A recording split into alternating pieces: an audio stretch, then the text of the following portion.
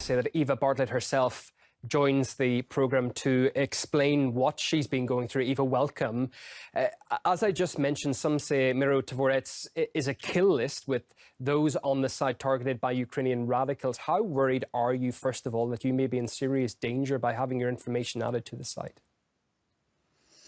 I'm, as you may know, I'm residing in Russia, so I feel a certain degree of safety, at least being here. Were I living in Canada, where I grew up and where I am a citizen of that country, I would be more worried because I think it's pretty well known by now that the Canadian government has a very close relationship with Ukraine and with the Nazi battalions within Ukraine, funding Ukrainian military endeavors up to $1 billion, I believe.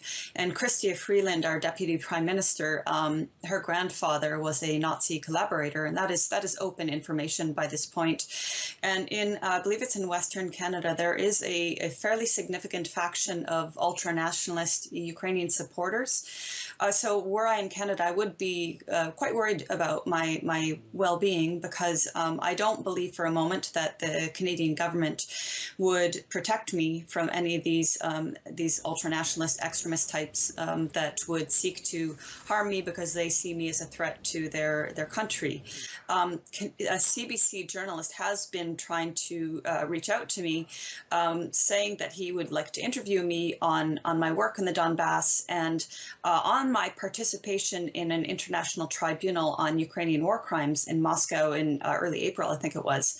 Now, what I'd like to say about that is I don't believe for a moment CBC would ever give me a fair hearing on their platform. They are Canadian state-funded media. They do the bidding of the Canadian government and the corporate interests. But also, I think the only way that this gentleman could have found out that I had participated in this tribunal, because I did not share it on any of my social media platforms, is that he saw the kill list, the Ukrainian hit list entry on me, which does specify my participation on that panel. So what I'd like to point out is he did not at one point in his email mention, he's appalled by the fact that I'm listed on this kill list.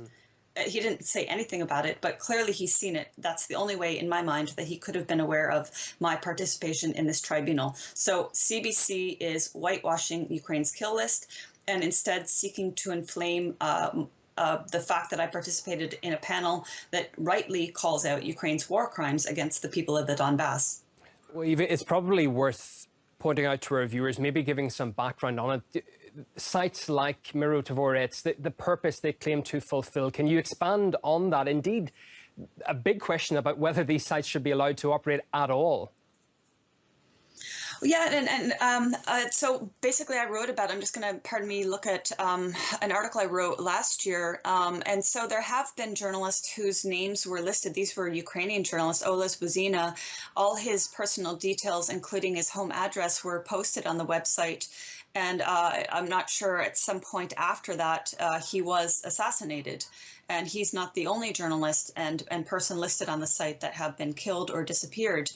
The Ukrainian authorities are well aware of the site. It was at least at the time in 2014 when it was created, the Deputy Minister of Internal Affairs, Anton Gerashenko, was apparently one of the people behind the creation of the site. And at some point in 2015, a commissioner for human rights, Valeria Lutkovskaya, was trying to have the site shut down. And she was threatened with her own, losing her own work, and also told by this Gerashenko that, you can't, essentially you can't interfere with the priority, the prerogatives of the safety of the state of Ukraine. Zelensky is also aware of it, and then the irony is that he basically said he did not want to interfere with media and journalism. Now that's extremely ironic, because that's precisely the goal of this site.